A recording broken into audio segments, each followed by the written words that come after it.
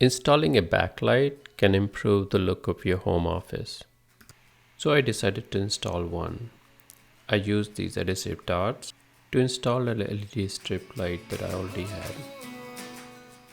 I used many of the dots to make sure that LED light is stayed.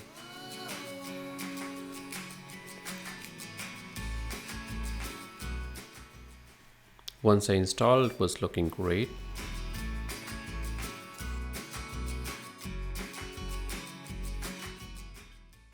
But next day, they fell apart.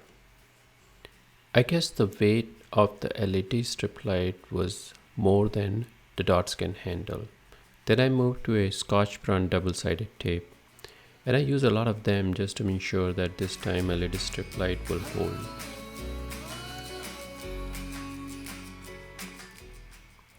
After the installation, it looked great.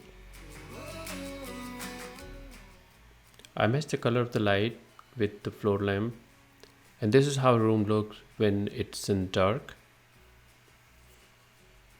And this is the look with the lights turned on.